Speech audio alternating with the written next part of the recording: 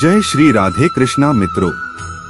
श्रीमद् भगवत एकमात्र ऐसा ग्रंथ है जो छात्रों को भी पग पग पर प्रेरित करता है और जीवन की समस्याओं का साहस से सामना करने योग्य बनाता है। हे अर्जुन, निस्संदेह चंचल मन को वश में करना अत्यंत कठिन है, किंतु उपयुक्त अभ्यास द्वारा तथा विरक्ति द्वारा ऐसा संभव है। हर इंसान को कर्म में विश्वास करना चाहिए, क्योंकि ये जगत ही कर्मलोक है। कर्म आपके हाथ में है, परिणाम नहीं। इसलिए कर्म पर ध्यान लगाएं, यानी कि सिर्फ काम पर ध्यान लगाएं और मेहनत करें। न तो कर्म से विमुख होकर कोई कर्मफल से छुटकारा पा सकता है और न केवल संन्यास से सिद्धि प्राप्त की जा सकती है। किसी दूसरे के जीवन के साथ पूर्ण रूप से जीने से बेहतर है कि हम अपने स्वयं के भाग्य के अनुसार अपूर्ण जिएं। एक उपहार तब पवित्र होता है जब वह दिल से सही व्यक्ति को सही समय पर और सही जगह पर दिया जाता है, और जब हम बदले में कुछ भी उम्मीद नहीं करते हैं। परिवर्तन प्रकृति का नियम है। आप एक पल में करोड़पति या कंगाल हो सकते हैं। किसी को भी कर्तव्यों का त्याग नहीं करना चाहिए, क्योंकि वह उनमें दोष देखता है। हर क्रिया, हर गतिविधि दोषों से घिरी होती है, जैसे आग धुएं से घिरी होती है। सच्चा चाहने वाला आपसे प्रत्येक तरह की बात करेगा, आपसे हर मसले पर बात करेगा, लेकिन धोखा देने वाला सिर्फ प्यार भरी बात करेगा।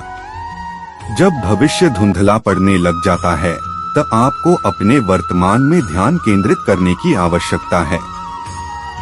जब मनुष्य की बुद्धि, मन, श्रद्धा तथा शरण सब कुछ भगवान में स्थिर हो जाते हैं, तभी वह पूर्ण ज्ञान द्वारा समस्त कल्मश से शुद्ध होता है और मुक्ति के पथ पर अग्रसर होता है।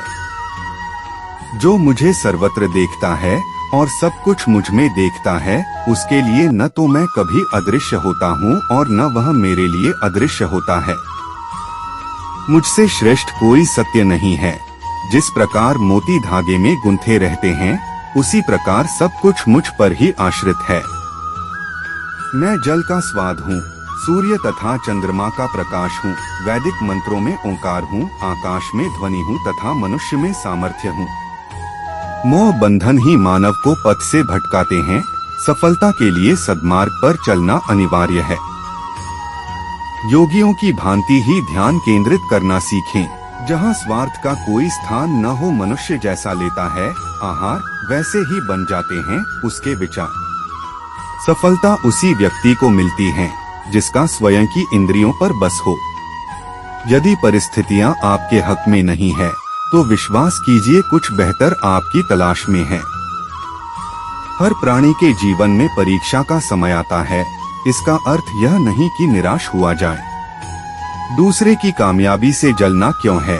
आपका परिश्रम ही आपको सफल बनाता है। जीत हो या हार, दोनों का सम्मान करना सीखें, क्योंकि दोनों में ही ईश्वर की इच्छा होती है। मन की परेशानी या समय की हैरानी का एक ही हल है कि आप अपने सवालों के जवाबों के पीछे ऐसे पड़ जाएं, जैसे आप एक हठयोगी हो। अगर आपको हमारा वीडियो अच्छा लगे तो वीडियो को लाइक करें और चैनल को सब्सक्राइब करें। धन्यवाद।